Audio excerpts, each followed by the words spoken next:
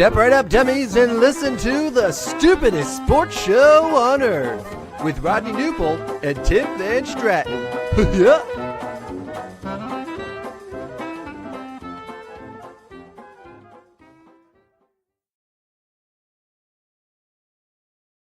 Well, hello, dummies, and welcome to the 117th episode of the stupidest sports show on earth. My name, as you all know, is Tim Owen Van Stratton, joined by Rodney Newpole on a great Tuesday night.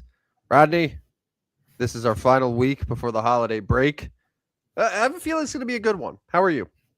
Yeah, man, I think so too. I think it's going to be a good one too. A couple weeks off after this. The final Tuesday show of 2025. Have no fear. We'll be back on Tuesday nights in 2026, but we're moving the Friday show to Thursday night. So a pair of 9 p.m. shows. We'll see how that goes. Trial run, 6 months or so. If we want to change it for the football season, we'll change it for the football season. That's a great announcement. That's a great announcement. Here's a new show time. We'll see how it goes. We might change it. Just put it out there that it could change after a few months, but at least the first 6 months it'll stay the same. We'll give them plenty of warning if we move times. But anyways, doing well. A little heat wave now. We talked about Friday how balls cold it was. Now a little heat wave in 9 days from now. We're supposed to get 60 degrees. So It will not be a white Christmas here in the Central Illinois. For all my Central Illinois peeps, we're going to get sick as hell. Like all this weather changing, all these temperatures changing, the drastic changes from like 7 degrees to Thursday, we got 50 degrees, and that's going to go down to the 40s and then close to 60 for Christmas. We're going to get the sniffles. It's going to be bad, but we're going to power through. And yeah, I guess it isn't a horrible thing, though, that it's not just like downpour snow and freezing on Christmas, because it's like if you're going to a relative's house and stuff, like, because Christmas usually, like, most people, they got to like get in their car and go somewhere. But typically, yes. No, it's like, okay, yeah. It's traveling going on. So, yeah, you're right. Like, you should stay safe, normal driving conditions. Mm-hmm. So, yeah, because Thanksgiving wasn't bad, but the weekend after and then this last weekend was not good. Not good. So luckily we'll avoid that the next 10 days or so. We got comments, by the way. So my mom watching in. Hi, Mom. How are you? Yeah, in case anyone wants to chime in, whether you're watching on YouTube, whether you're watching on Twitter, go ahead, share your thoughts. We got a lot of football to get to. Rodney alerted me earlier today that the college football playoff starts on Friday. Yeah, I was not mentally prepared. So was it one Friday game and then 3 Saturday games? Is that right? I believe that's correct. Yes. Yeah. One Friday night game. And so last year, if I remember right, it was Indiana and Notre Dame on Friday night, and there just wasn't really that buzz. Notre Dame smashed Indiana last year. But I feel like I don't know if I like the Friday night games. Like college is meant for Saturday. Hate it. I think you could find a way to do like 11, 2:30, 5, and 7:30 and be just fine, right? Yeah, so you stack them all, put them all on Saturday. Yeah, I'm good with that. Part of me, though, also thinks that maybe they're a little scared of running into the NFL, because now the NFL is rubbing its greedy little paws together and saying, "Ooh, Saturdays now." Because that's what the NFL likes to do. And we got 2 Saturday games, Eagles, Commanders, and Packers, Bears, Saturday night. So maybe college football playoffs a little concerned about going up against the NFL, but like, this is your day. This is your day. College football, like, screw the NFL. Yeah. Don't worry about what they're going to do. Yeah, no, I'm with you. But yeah, Friday night's interesting. We'll see how that goes. But Gateway Sportsnet checking in. Let's go Bears. Big Bears fan. A lot of Bears love around here, man. Everywhere I go, there's Bears. Guys I didn't even know knew what Bears were, wearing Bears hats and Bears shirts and Bears jerseys. It's a good time to be in the sports memorabilia world around here, and people wanting their Bears stuff to check out. okay, Bears beat the Packers. They're pretty much in the playoffs. So I guess bear down? Question mark. I mean, not just in, but they would be 11-4. The Packers would be 9-5-1. Yeah. With 2 weeks to go. Yeah. They'd be a game and a half up with two to go. So basically, it would be a you win one of your next 2 games, or the Packers lose one of their next 2 games, and you got the division. Now, the downside of that is the Bears end the season at San Francisco. That's a tough game, and then against the Detroit team that might still be in contention for the final wild card. I don't know. We'll see. And then the Packers, meanwhile, end the year hosting the Ravens and then at Minnesota. So, like, the Packers definitely have the schedule advantage those last 2 weeks, but like Saturday does feel an awful lot like if the Bears are serious football team, because I've been talking shit on the Bears all year. Like, let's call it what it is. I've said, schedule's been it's been easy. They're barely beating teams and call it boy wonder and generational QB and all that may be the case, but they're 10-4. Like, they're winning football games. And they had a dominant win against Cleveland. It came at a great time when Detroit and Green Bay both lost. And now, like, you have an opportunity to really say we have arrived. So I can't wait for it. It's going to be awesome. Micah Parsons will be out for this game. Christian Watson likely not going to play in this game. I mean, it is one of those years where a lot of things seem to be going directly the Bears' way. I'm with you. Like, we dogged on them. We've been pretty hard on the Bears, but I'm going to give them their credit. But I'm also going to say these are the type of seasons where, like, everything seems to go your way, and that is the case for the Bears. But you need that in the NFL. Like, you got to have a little bit of that in the NFL. I mean, shoot, the Chiefs had years of that where they were not only good, but they had a lot of things go their way. So big breaks there. I'm guessing Watson won't play. I know Parsons won't play. Sunday we lost Patrick Mahomes. We lost Micah Parsons. We've had quite a few torn ACLs this football season, have we not? Seems like it. And those were both brutal and, kind of within a few hours of each other. Now, Mahomes obviously was a little bit earlier and Parsons was in the later game, but those were not good.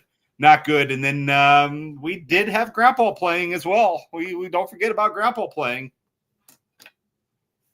Are you talking about Grandpa Rogers, or who are we talking about? Well, both. I mean, he played Monday night. He's not Grandpa. See, Grandpa to me is Rogers. I go Old Man Rivers for Philip Rivers. Yeah, that makes sense. Yeah, Old Man Rivers. Which, can we just talk about, like, for being on his couch a week ago and out of the game for 5 years, I have seen many quarterbacks in the last 5 years who are actively playing football look much worse than Philip Rivers did on Sunday. Yeah. Now, my question is going to be if the Colts get down 10 or 14 points and he's got to throw the ball downfield a little bit. Right. He can't. No, I mean, no, the throws had 0 zip. I think the average completion was about 4 yards. I think he had one play to Pierce that went for 20 plus yards, but for the most part, every other receiver's longest catch was somewhere in the teens. Like, it's all short yards by design. Yeah. But, like, I'm saying we see short yardage quarterbacks now, and, like, I'm just saying, if you would have told me, if you wouldn't have told me that Philip Rivers had been out of the NFL for 5 years, I would have been like, okay, yeah, it's another crappy backup quarterback playing. Like, it wasn't like, oh, this guy's 44 and was coaching his high school football team a couple weeks ago. I would not have thought that. Yeah. Yeah. I mean, and gosh, they were a possession or so away from winning the game too, which would have been quite the story, winning in Seattle. But didn't get it done. Now the Colts are in big trouble. Yeah, well, Colts are done. They're done. They're 8-6. They've lost 4 in a row. They end the year against San Francisco, Jacksonville, and Houston. Yeah. Yeah, no, it's over for them. Speaking of over, so here are some of the teams that were eliminated officially on Sunday. And if you have any words, any thoughts that you want to share, go ahead and share them now. Of course, everyone's talking about the end of the Kansas City Chiefs dynasty. Is it the end of the dynasty, or is this just a year off? Is this Tom Brady tears his ACL and the Patriots missed the playoffs in 2008, or is this, hey, the Chiefs, Andy Reid might call it quits? Travis Kelce, a lot of people think Kelsey's going to retire. Where are you at with that? Yeah, I think he's going to retire as well. I think he's done. I think it looks more of a rebuild than it does a reload, to be quite honest with you. I think there's an opportunity later in his career if Mahomes gets the correct help that he can make another run, but I don't see it being immediate. I think they've got to get some new players. They got to stock up. I mean, they would help themselves by losing the final 3 games and getting a little bit better pick here. Who is their backup now? I'm not sure who's starting for them. Gardner Minshew. Oh yeah. So he's not bad. And so they may sneak a win in there too, but they probably shouldn't win any of these games. Finish 6-11 and get a 8th pick or whatever they get and just start building from there. I think it's a rebuild and not a reload. It's a strange year for the Chiefs, who are plus 60 in their point differential. Yeah, that's wild. But yet 6-8. It's really the opposite of last year. Like last year, they won all these close games. This year, they just lost all those close games. But yeah, I as long as Patrick Mahomes plays at a high level, I'm not going to say that the Chiefs are done, because I think that he's still proven that he is an elite quarterback who's not. Right. It's not like the guy's 39 years old, and we're talking about the end of his career here. But of course, coming off an injury, the first real significant injury of his career, we'll have to see. So the Chiefs are done. The Cincinnati Bengals, who you and I were shockingly high on before the season started, officially are done at 4-10. They make me sad. The Miami Dolphins. I'm surprised that the Miami Dolphins lasted as long as they did. I thought the Dolphins would be fighting with the Jets and the Browns and the Titans as the worst team in the AFC. But the Dolphins are 6-8. They're the same as the Chiefs right now. And but like watching them on Monday night was awful. Was awful. And I know that we talked a little bit a while ago about Tua and all the dead cap that they would have to pay by letting him go. But the more I watch him, the more I'm like, I think they just need to let him go. And like, I do too. And it comes down to like, okay, so you either pay $52 million to have him on your team and be your quarterback and do this again, or $52 million to just go away, and then you can reassess the quarterback position however you see fit, whether it's drafting someone, whether it's a cheap veteran backup, like whatever you want to do. Yeah, I do too. I think it's time to cut ties with him. And, Kansas City was getting a bunch of praise as they made it back to, 1-4 in a row, and they were 6-7. But then last night it was like, okay, you weren't really all that competitive. And then they didn't really show much urgency to even try to win late in that game. And just an odd team. And I do think it is time, if you're going to keep your head coach, maybe, I don't know. I think they could keep him, but I think it's time to maybe look at the different direction at quarterback, because Tua ain't it for them. The Atlanta Falcons, were they eliminated before this week? They're eliminated now. That was the only other team that I've seen that's officially eliminated from contention. They're interesting too, because they're only 2 games out of first place in the division with 3 weeks left. But because Tampa Bay and Carolina play each other twice, and because Atlanta is like, did they lose both of them to both those teams? No, they beat Tampa. They beat Tampa. Did they split? I think they. No, well, they lost both to Carolina, and then they split with Tampa Bay. But either way, however the math works out, Tampa or Atlanta's out officially. Well, yeah, because if Carolina wins both games and so does Atlanta, and they tie, which I guess there's 3 games up. But anyways, so they would be. So if they tied, okay, I think I know why. Because if they split, and let's say they ended up both of them ended up 8-9, right? And Atlanta won out. So all three of those teams were 8-9.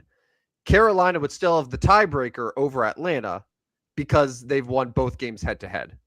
So there's no way that Atlanta would be the division winner just because they've already lost the head to head to one of those teams. Now, if they would have split with Carolina, right, and then it would have been a three-way tie, and they were all 1-1 against each other, then I think it would have been different. But because of that second loss to Carolina, then they're eliminated. Yeah, which was that, if you remember, it was a few weeks ago. It was that really bad overtime loss where Atlanta was up, but then Carolina came back in the second half, and then Carolina beat them in Atlanta in overtime. So that's literally what's cost them the season. Yeah, 2 out of 3, Tampa and Carolina now in these last 3 weeks. I mean, I still think Tampa's the better team, but man, they haven't shown it. They haven't shown it, and they've really struggled. Now, maybe getting away from home where they've lost their last 2, maybe going on the road will help them. But big game, Tampa, Carolina this coming weekend. This is where you have to feel sad that one of basically Green Bay, Detroit, San Francisco, or Seattle will miss the playoffs. Yeah. And one of Tampa Bay or Carolina will make the playoffs. Yeah, because you're going to get 5-seeded Seattle at 4-seed Tampa, and Seattle's going to be favored. Yeah.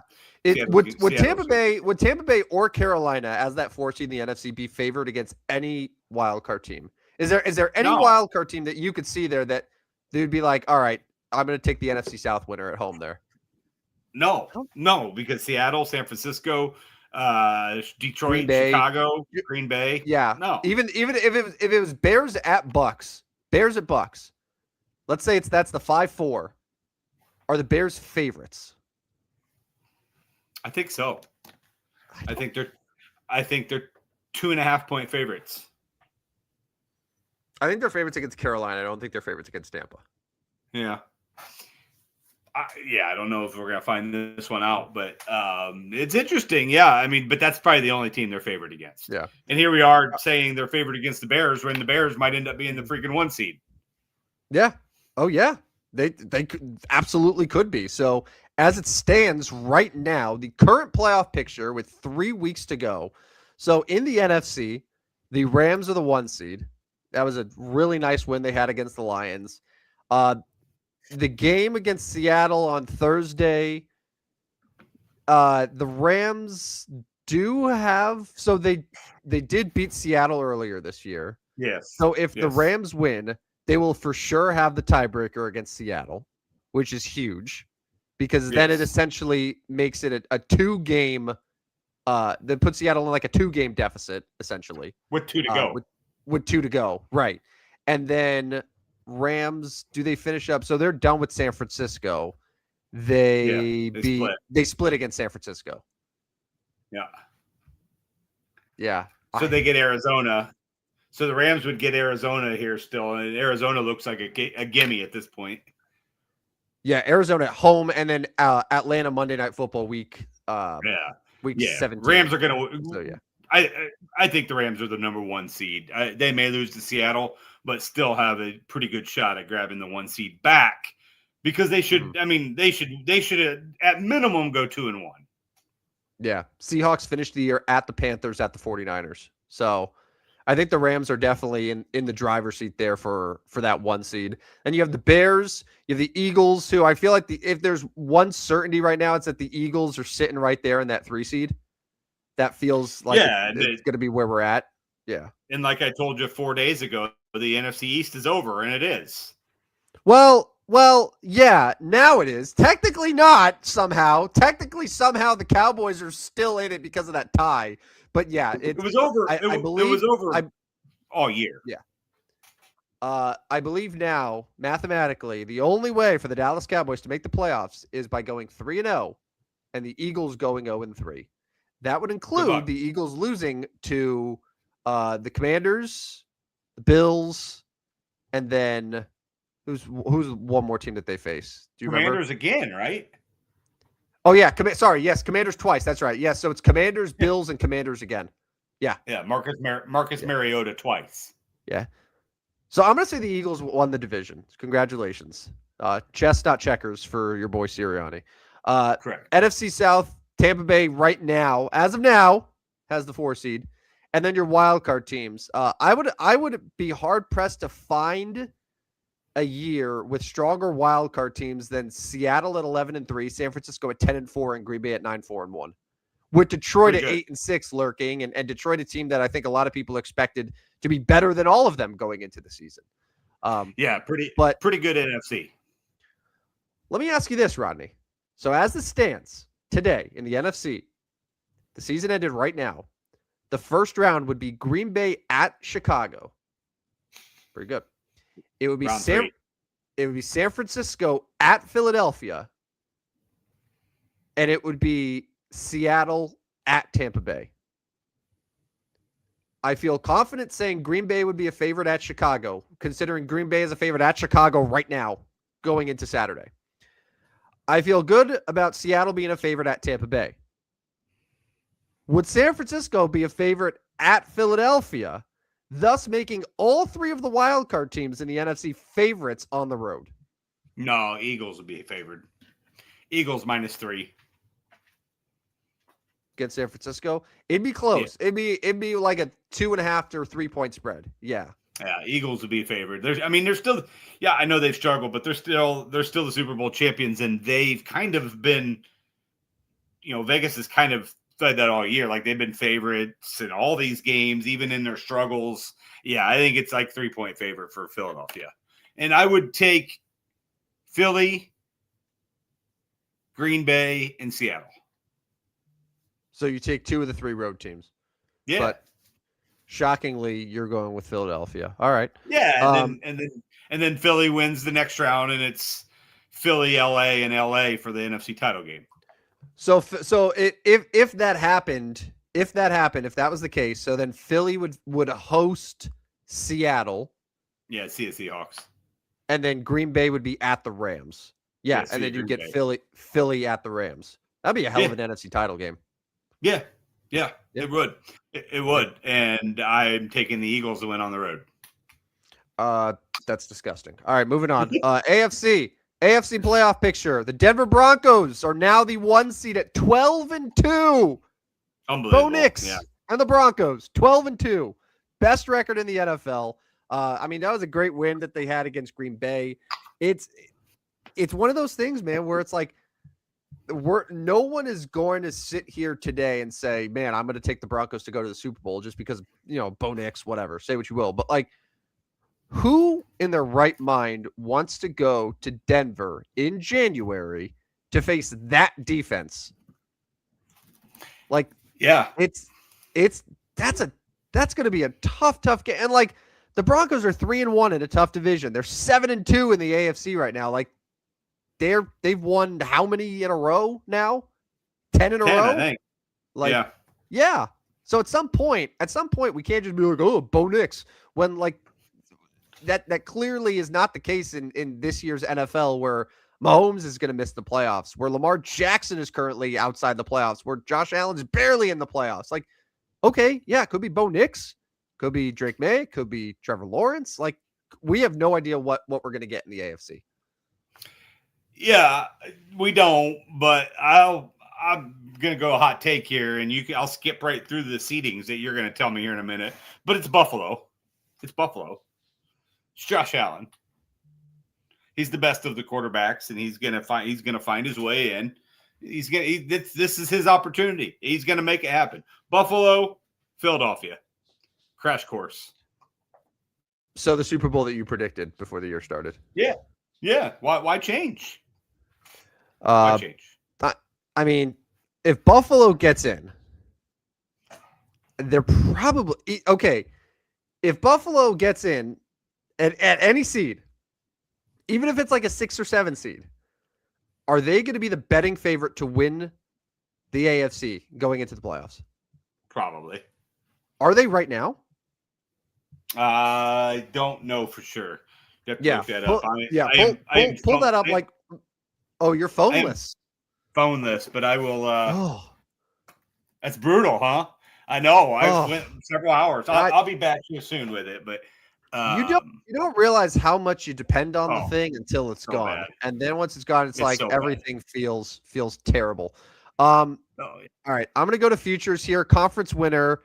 The Bills are second in the AFC behind the Denver Broncos, who are favorites. I mean, yeah. Broncos the are one plus, seed. Broncos are plus 300. Bills are plus 360. Texans plus 500. Patriots plus 600. Jaguars plus 650. Chargers and Ravens are both plus 1,000. And then Steelers Ravens. and Colts. I mean, you can't bet the Ravens. I mean, no, you can't bet the Ravens, right? Why? No. Why not? Okay, I'll tell you why not. It's because we've seen the Ravens with an MVP Lamar Jackson lose in the playoffs. Now what's going to happen when they get a bad version of Lamar Jackson and the defense sucks? I mean, they played pretty well against Cincinnati, but Cincinnati didn't try. Didn't even try. It's cooked, right? Like, what happened there? Like, are we trying to get the head coach fired? Like, what are we doing here? What's going on with Cincinnati? It does feel like they quit a little bit, huh? Well, Yeah. It was, Joe Burrow's comments that I talked myself off the ledge a little bit, thinking he was going to become the next Andrew Luck. I think that it's just like the guy hates losing. But he loves football. Like, he loves football. He just hates losing football. So I think ultimately, like, that's going to be an odd story. But man, the Bengals should not be in the position they're in as a 4-win team right now. No, they shouldn't, and they definitely need to look a different direction, head coach wise too. I think. Mm-hmm. I mean, this isn't working. Yeah. This isn't working. No. Okay, so the AFC as it stands. So Denver's your 1 seed. New England, despite choking a 21-0 lead at home, still has a 1-game lead over Buffalo. So the tiebreaker, so they split the season series. But I'll tell you this, man, like, New England better make sure that they win, because Buffalo is facing Cleveland on Sunday. Yeah. They're hosting Philadelphia in your Super Bowl preview in week 17. And then they host the Jets week 18. So, like, I'm going perfect 3-0 for the Bills there. That puts them at 13-4 to close out the year. The Patriots, that's pretty good. Yeah, that's pretty good. But, like, the Patriots are at Baltimore Sunday night, which, as of right now, I know that we're sitting here talking about the Ravens being no good. As of right now, the Ravens are favored in that game by 3 points. Yeah, I'm taking Baltimore in that one. And then at the Jets, and then hosting the Dolphins. So if they finish both at 13-4, so what's the tiebreaker if not head to head? Is it division record? Yeah, divisional, but I don't think either team lost to anybody besides each other, right? No. Buffalo lost to the Dolphins. Remember, they got crushed by the Dolphins? Oh, yeah. So I think that would be Patriots. So yeah. So really Buffalo needs New England to lose 2 games. Yeah. Which doesn't feel super like possible here, considering they end the year against the Jets and the Dolphins. 2 teams that have 0 to play for and do not care one bit. Yeah. But, like, you know how it is with these NFL teams. Like, they're all about the meaningless wins because it's guys fighting for their jobs and their roster spots and whatever. Like, the Dolphins are masters at that. Like, the Dolphins are going to end up as a 7-win team despite being totally non-competitive the entire season just because of meaningless wins. Yeah. Oh, it's possible. So, all right. So New England's still in a good spot there for that 2 seed. Jacksonville's the 3 seed. And I mentioned to you before the show a little bit, like, the Jaguars, if they're able to win at Denver, like, they're suddenly in a position to where they can grab one of those top 2 seeds in the AFC, especially if Denver ends up losing another one to either at Kansas City, which probably not at this point with no Mahomes, but then like hosting the Chargers, and we know the Chargers are going to have something to play for in Week 18. They want to make sure that they have a playoff spot. They'd much rather face Pittsburgh in the playoffs than Jacksonville, and who knows, maybe even if Denver loses, then them and the Chargers like that. Are the Chargers live in that division? Yeah, I mean, I guess, yeah. They just keep finding ways. So yeah, I guess they are. Yeah, because they beat Denver Week 3. So yeah, if they're separated by a game going into Week 18, that's for the division. Mm-hmm. So like this could open up all sorts of possibilities here for the Chargers to win the division, for Jacksonville to grab one of the top 2 seeds. Buffalo is still alive. Like there's a lot of scenarios here at play. The one, again, scenario I feel very good about, much like the NFC South getting the 4 seed, is the winner of the AFC North is going to get the 4 seed. And right now that's Pittsburgh, up by a game. And I feel like Pittsburgh has this one. They end the year at Detroit, at Cleveland, hosting Baltimore, but I think Pittsburgh holds on. I don't know, man. I don't know. That Detroit game's brutal for them. With Baltimore taking on, who did you say they're taking on? Baltimore's got New England this week, hosting New England. Yeah, so they both got brutal games there, but I'm not as sure on Pittsburgh winning the division. Although they looked better last night. They look good. I mean, Miami kind of quit, but it was a nice win for Pittsburgh. Yep. Pittsburgh would be better off if every game was on Monday Night Football. I know that. Yes. Yeah. What's the stat now with Tomlin? They've won 21 in a row on Monday Night Football. That's a good stat. I think so. What is it? The Dolphins in the Tua era are winless in games with kickoffs at 40 degrees or below. Yeah, that makes sense too. One. And so one thing to consider. Yeah. Don't they play one of the divisional games on Monday night? Yes, they do. Yes, they do. Pittsburgh is like, we'll do it. We'll host Buffalo. So Pittsburgh hosting Buffalo. How about that? So as of right now, it would be Chargers. It would be Chargers at Pittsburgh. Yeah, but Pittsburgh hosting Buffalo on Monday night would be wild. That would be fun. That would be a good game. I like predicting when they'll put all of the games. So it'll be 2 Saturdays. Yeah. It'll be 3 Sunday, then 1 Monday. I can guarantee you this. Houston will be one of the Saturday games. Houston's always Saturday. 100%. Thank you, Rodney. Yep. Yeah. So we know that for sure. Houston, no matter where they are, will be playing on a Saturday. 3:30 on Saturday. All right. No, I think I got it. I think as of now, they would put Houston that 3:30 game on Saturday. Yep. I think they would go Packers Bears Saturday night. Another Saturday, okay. And then Sunday. So it's all leading to this. I think Monday would be Monday. I don't know, but Seahawks Bucks screams Monday night to me. That's like Tampa? The ESPN game. In ESPN game Monday night, Seahawks Bucks. Yeah. And then Sunday morning, the early one, you would have Buffalo Jacksonville. The early CBS game Sunday morning. Or would that be Chargers Pittsburgh? I mean, I'm guessing the Chargers. I'm guessing the Chargers play 3 mid-afternoon. They want to get to LA, and then San Francisco, Philadelphia Sunday night. Yeah, but I think they would prefer to get Chargers LA market in mid-afternoon, right? I think so. Yeah, instead of 10 o'clock in the morning in LA, they'd rather play them at 1:30. Yeah. So, I think you nailed it. I think that's it. Yeah, but guarantee Houston Saturday early 3:30. It's every year. If it involves Houston or the Bengals, like it's going to be Saturday. Yeah. Yes. All right. So in lieu of your power rankings, which you're going to reveal on Friday, I came up with a fun little game here. So keeping with the NFL, so this is called Player A or Player B. What I'm going to do is I'm going to throw up some unnamed players and a key stat. And then I want you to tell me which player you'd rather have based on this one stat, okay? And then I'm going to reveal afterwards which player is which player. Yeah. That makes sense.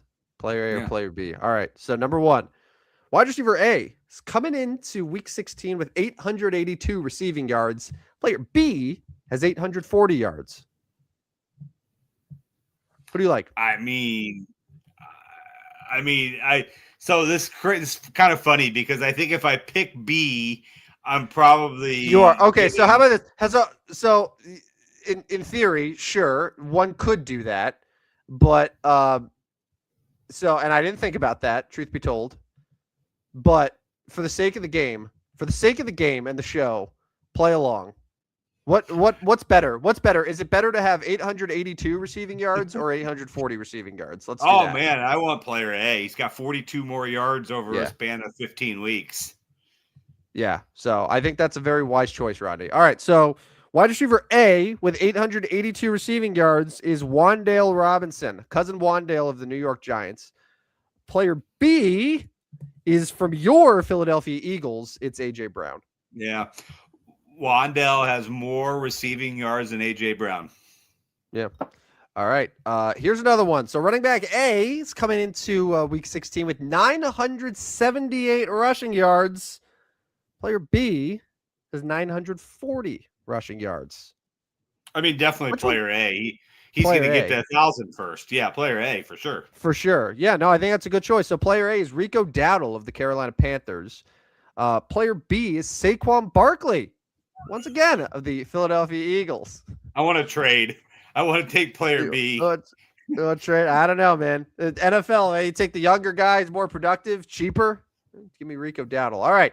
Another running back. So, I'll tell you, those are the only 2 Eagles ones. So, running back A has 1,113 yards. Running back B is just behind him at 1,100 yards. So literally, 13 yards separate them.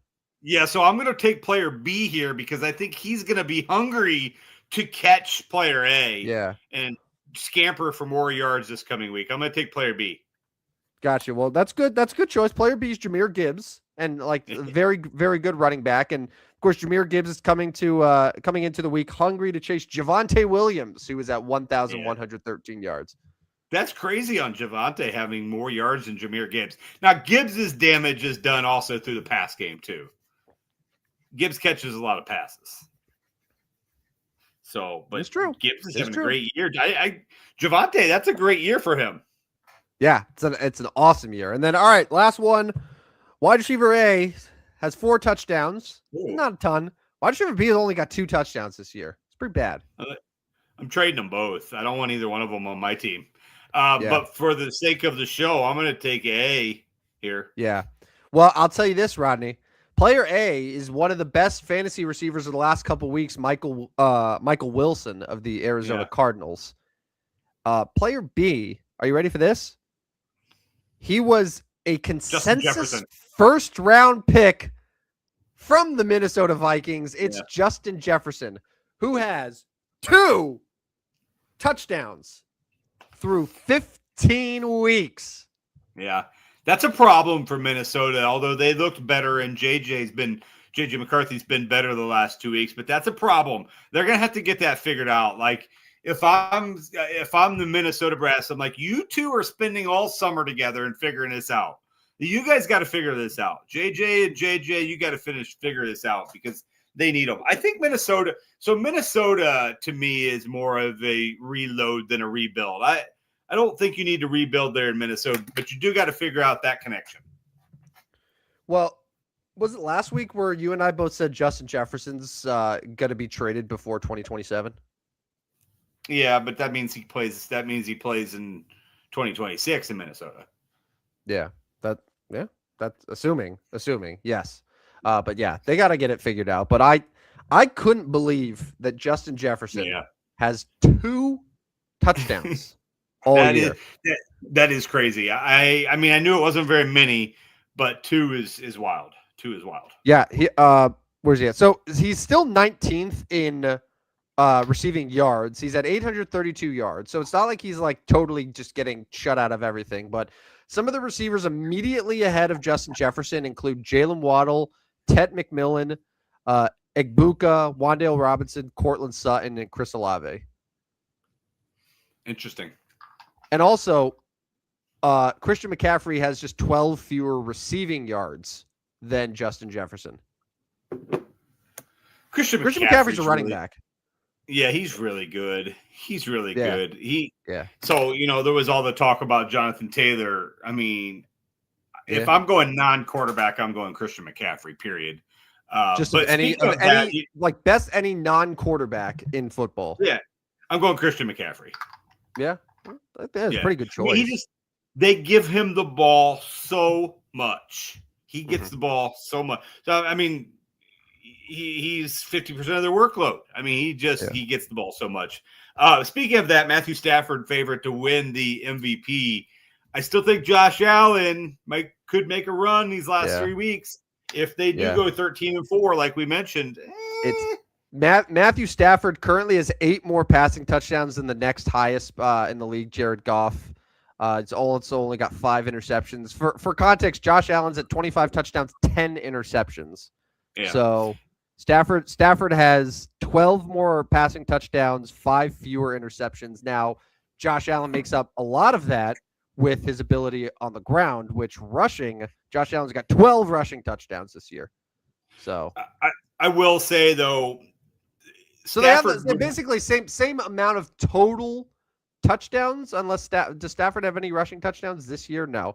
So they both have 37 total touchdowns, but Stafford has the better passing numbers at fewer turnovers on the better team. I will say though, Stafford has a prime opportunity, and play on words here, but Thursday night against Seattle, if he puts on a show, he leads them to a win, has a big night. Like that's with 2 weeks to go, like that's going to be hard to top because he's already the favorite. He goes in Thursday night and he kind of stamps his place in there. Yeah. I could definitely see this being kind of over Friday, but Seattle slows him down. Seattle wins the game. Josh Allen has a big Sunday. We have a debate going in the last 2 weeks. What has changed with Matthew Stafford this year in particular, where like the last 2 years, Stafford, it was healthy, had 24 and 20 touchdowns. Like he just, was fine. But then this year, 37 with still 3 games to play. Like what changed? Well, his receivers are really damn good, and I know they were really damn good last year too. Yeah, I mean, he also had Puka Nacua at a prime Cooper Kupp. Yeah, in the playoffs, and all they did was just get rid of Kupp and replace him with Devontae Adams. Like that's I mean, my answer there, and I know he had him then too, is just the continued connection with Sean McVay, right? And I know McVay was there then too. I mean, but like I don't see Stafford doing this in many other offenses and many other led offenses than what McVay's doing with him. They talk all the time, and we have no idea because we're not in the clubhouse, in the locker rooms. But like the connection of McVay and Stafford, they say is like literally one of a kind. So I don't know. I did just another year and some more. I mean, it's his kinks. It's his figured out. Yeah, I mean, it's his 5th year there with the Rams already. And what's crazy too is like, not only is he on track to get a career high in passing touchdowns, which was 41 previously, but his first year with the Rams, the year that they won the Super Bowl, he had 17 interceptions. Yeah. He's got 5. Yeah. He's going to throw for more touchdowns and way fewer interceptions. That goes down as one of the best trades of all time for both teams, doesn't it? Yeah. Yeah. It absolutely transformed both franchises. And if you ask both of them today, both of them would be like, absolutely hell freaking yeah, we would do that again. Yeah. No, and Jared, neither quarterback or head coach necessarily has ill will towards the other anymore. Maybe they did initially, like they felt kind of bad for themselves, but statistically, Jared Goff is the second best passer in the NFL this year, behind Matthew Stafford. Like they're 2 of the top quarterbacks in the league. And the Goff trade also led to draft picks, which the Lions used to just build their whole foundation. Like it's crazy. That's one of the rare times where trades worked out really well for both teams. Mm-hmm. All right, really quick before we get to a segment that I'm dreading more than any other in the history of our show, I do want to mention that. Oh yeah, the NBA Cup. It's on right now. Oh, The who knew? championship. The NBA Cup championship is on as we speak. There's 7 minutes and 40 seconds left. And right now the New York Knicks are ahead 104-97 against the San Antonio Spurs. Roddy, I don't know if you caught any of that game on Saturday between the Spurs and the Thunder. In case you missed it, the Oklahoma City Thunder were handed their second loss of the season by the Spurs. The Spurs were super impressive. The downside, though, is that it kind of lost some steam because it was one of those absolute unwatchable last couple minutes where it was a 3-point game. So the Spurs were intentionally fouling so that the Thunder could only get 2 points at the line. And it sort of just dragged on like that for a few minutes. And it lost a little bit of luster there. But how about those Spurs, man? They're 18-7. They just gave the Spurs a loss. And I mean, they're losing right now, but they could end up with an NBA Cup. Yeah, no, and I don't think either of us are overly surprised. We both like the Spurs and their roster, but they did a lot of it with Wemby out. Obviously, he's back now, but how He they came back played on with Saturday. Wemby Yeah. yeah, Yeah. how they played with Wemby out, I think, is the biggest factor. There is they not only kept their head above water, but they succeeded without him. Mm-hmm. And I think Wemby came off the bench today. Yeah. 20 minutes. He has 16 points in 20 minutes off the bench right now. So, yeah, they're still starting Luke Cornett right now for the time being. So kind of just like, hey, you're not 100% yet, but it's the cup. They know. Mitch Johnson knows the importance of the NBA Cup. They're talking about moving the cup out of Vegas already. I don't know where the new location they would like, but are they not happy with Vegas? I would be in favor of them playing it at one of the team's home arenas. Yeah. And making it feel, because I think having it in a neutral arena just like, because the crowd's not really into it. You don't have a ton of actual fans. It's more just like casuals and rich people who famously are not super rah at sporting events. So yeah, I'd be fine with moving it. Now, how to determine who gets that home court advantage in the game, I'm not sure. That's kind of the downside having with that venue like this where it's one game. Yeah, and the venue. That's also a good point. So there are some complications. Right. I mean, if there's an open date for the venue, you're kind of crazy to not have another event there. So like having it open a week ahead of time is not real likely. So, but yeah, I don't know much more than that. I heard the headline of NBA Cup looking at moving out of Vegas, and I was a little surprised because I thought maybe Vegas was doing a good job with it, but All right, let's just get it over with. It's best. Yeah, let's do. You may have noticed that my nickname for today's show is Owen. If you're having questions about that, it will soon be revealed. So I'll go ahead and let Rodney drive this. Yeah, because you were so happy. You went into this room on Monday to just put in the results, just because I'm sure you were curious. Well, I really was. I really was, because I was like, I think I did fairly well if I remember all my bets right. And then I knew you lost the hockey one. I knew you lost the hockey one. I knew you had the Giants, so I knew I was going to be looking pretty good. But anyways, I started my best bets for betting on Sunday and stayed with all Sunday games, all NFL. And who knew, it worked. I mean, if I wasn't playing college football doing best bets for betting, this would be over. I'd be up double digits on you. Buffalo -1.5, easy one, right? I mean, they were only down 3 scores.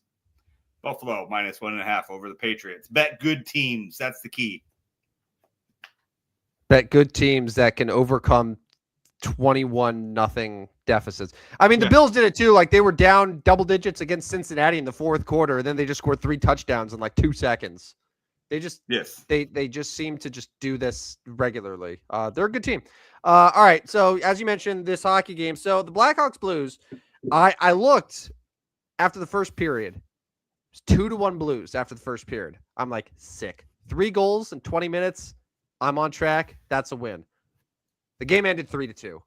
I guess they decided to bear down and play defense and goaltend, and I'm sickened by it.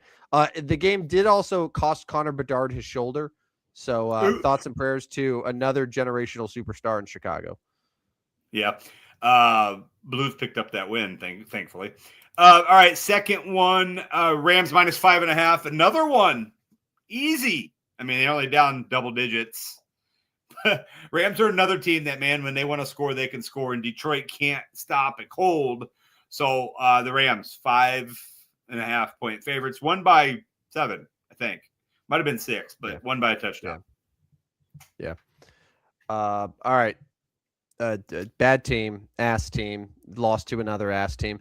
This is the first. So the Giants have lost 4 straight to the Commanders. So they've lost back-to-back head-to-heads against the Commanders. It's the first time that that's happened against Washington since 82 and 83. So how many years is that? 42 years. So 42 years since the Giants have lost both season series against Washington.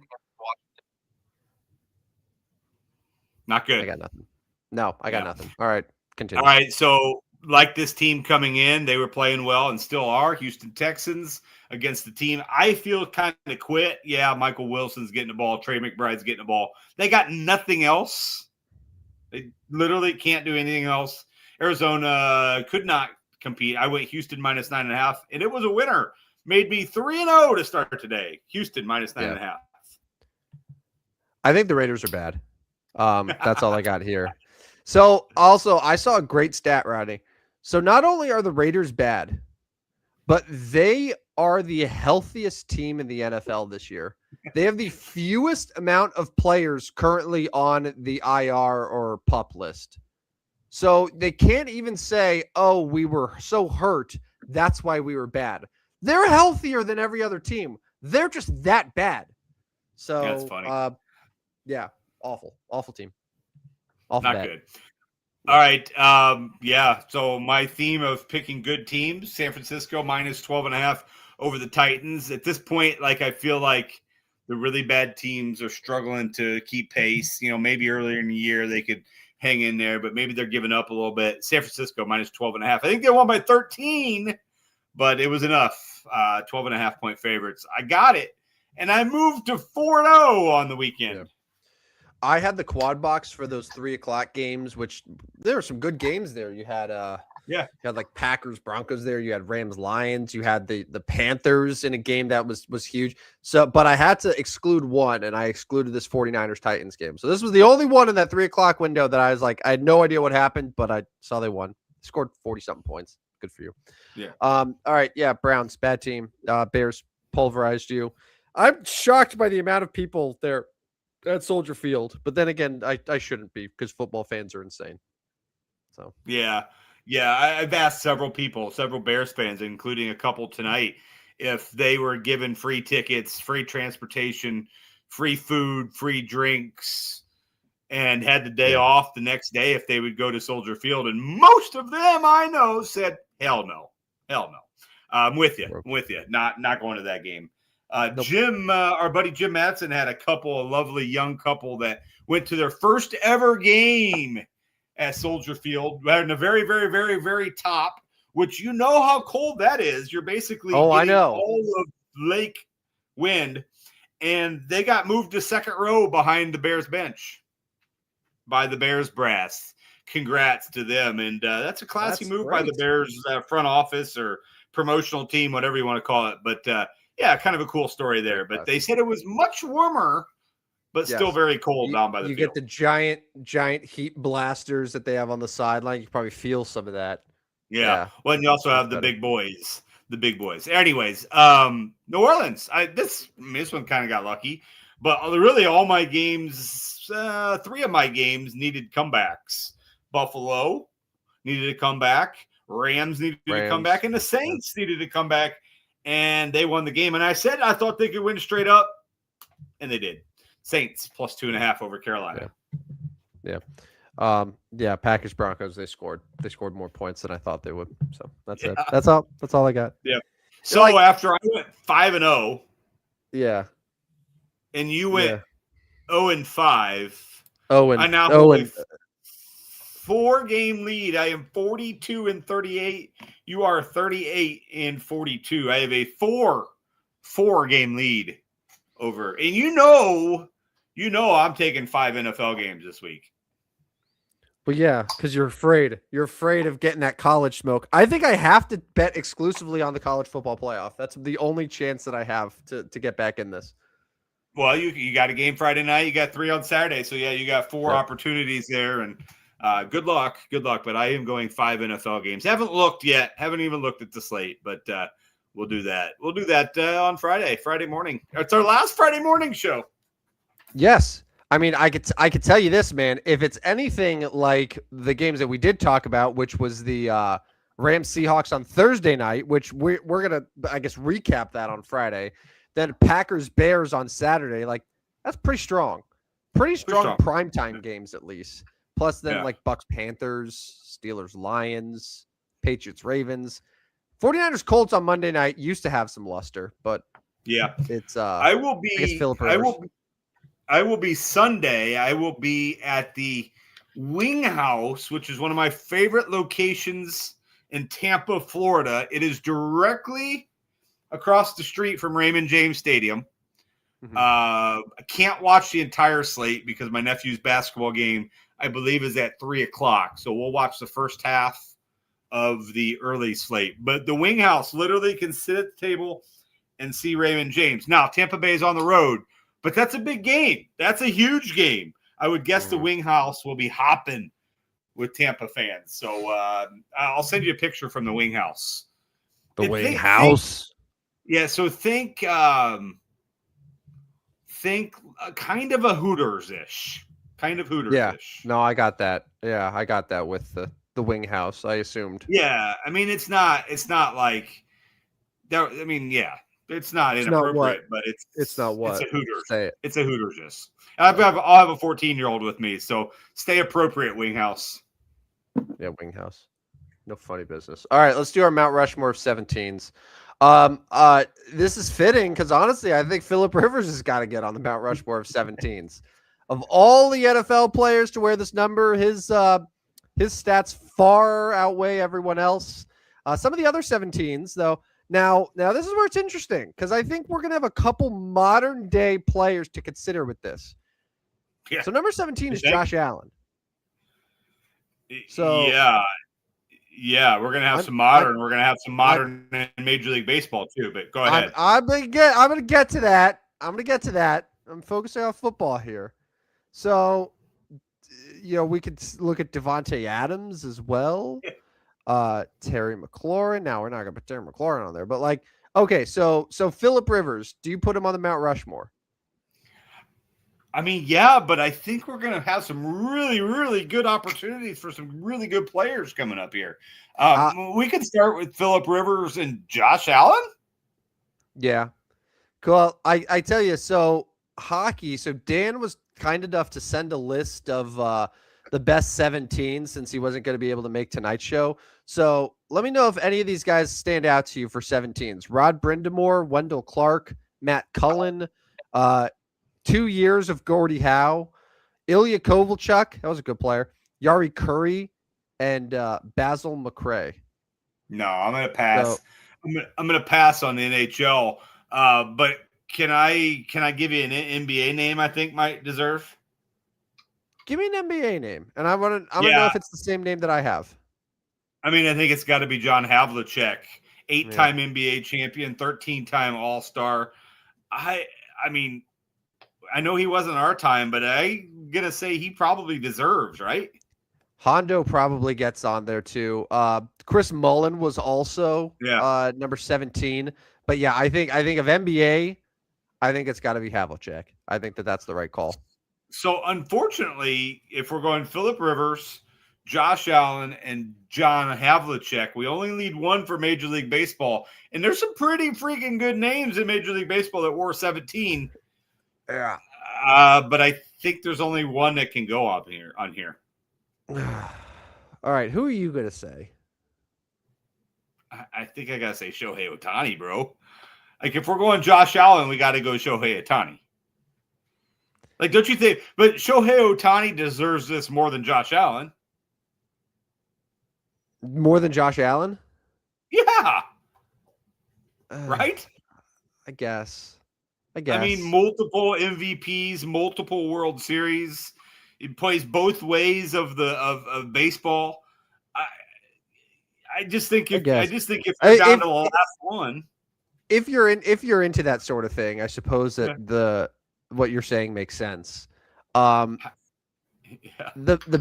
best technically, according to Career WAR, the best 17 ever in baseball history, in terms of like how many years he wore it as well, as Todd Helton, who is rightfully a Hall of Famer. but now the problem is Todd Helton's career WAR is 61.8. There's a chance like Ohtani's probably going to pass that in the next 2 years.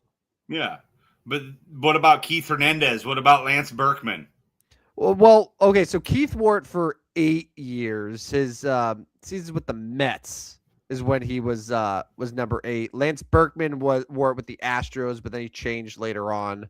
Because like, what was he with the Cardinals? He was what, number 12? Yes. Was it Mark Grace number 17 as well? Mark Grace was also number 17. Yep.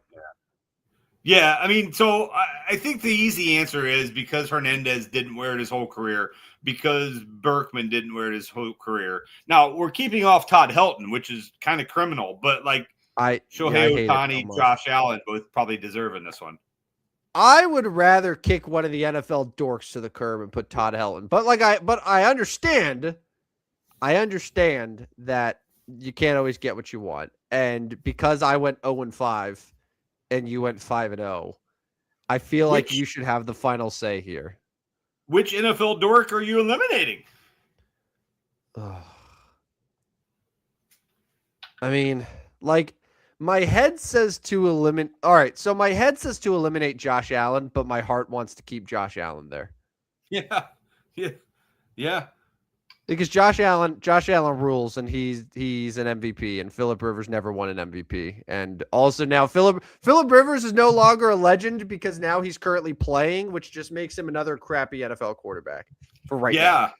Yeah, and we don't put a lot of current guys in this, and now all of a sudden we got 2 current guys gonna find their way in.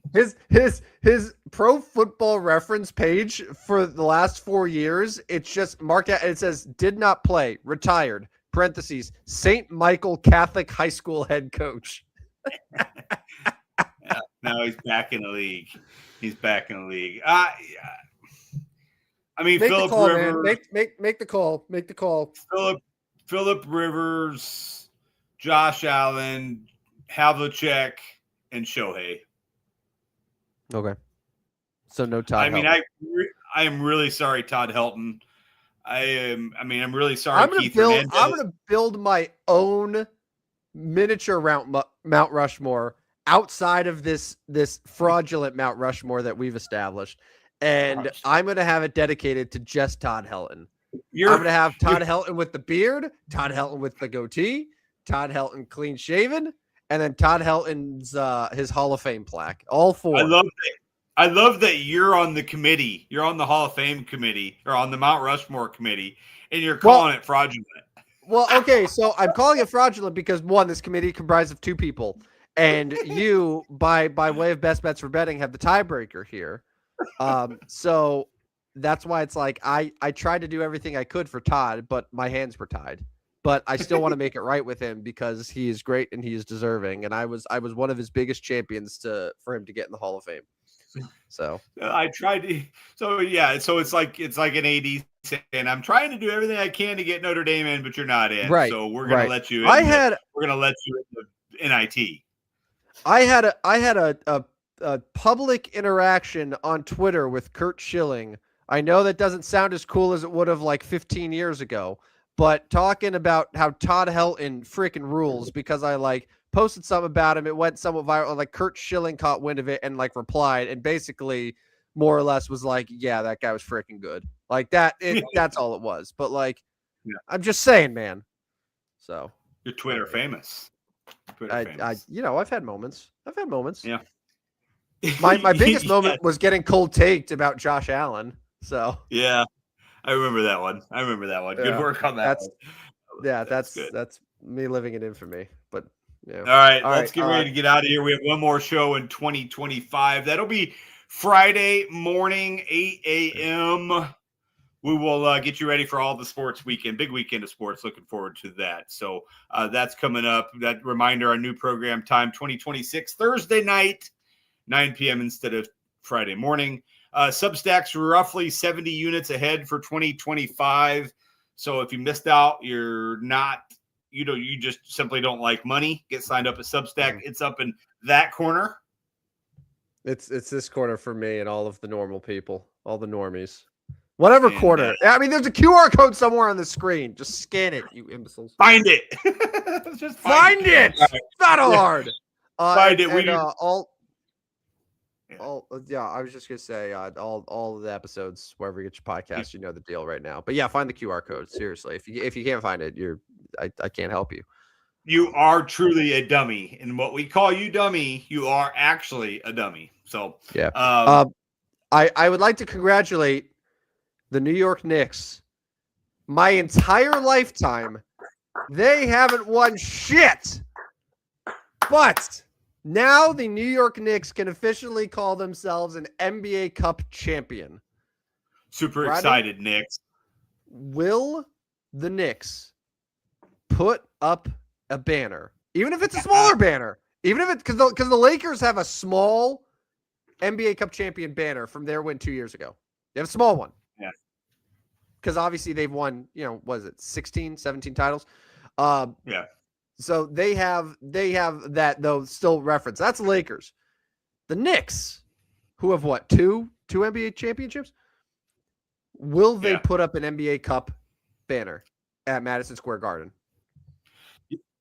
Yeah, I think they will. And I pour one out for Tom Thibodeau, who was not able to get a NBA Cup championship. They won it without you, Tibbs. Sorry about that.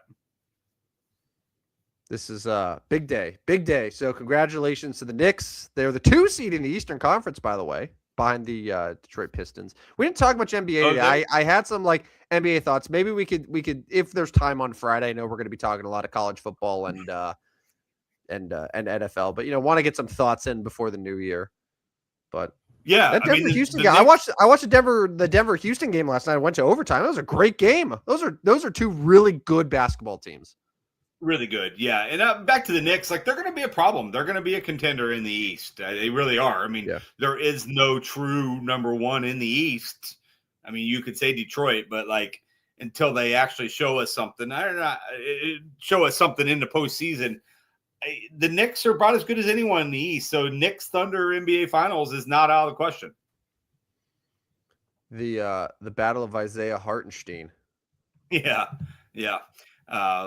I mean, it'd be fun for the Garden in June. See, the Rangers aren't going to make the finals, but no, they are not. No. But yeah. All right, let's get out of here. He is Rodney Newpol. I am Tim Owen Van Stratton. We'll be back Friday morning, our final Friday morning show and our final show of 2025. But thanks to everyone who chimed in tonight. Thanks to everyone who stuck around, all 100 plus of you who chimed in and watched a little bit of our show tonight. But catch us on Friday for another edition of the stupidest sports show on earth. See you guys. See ya.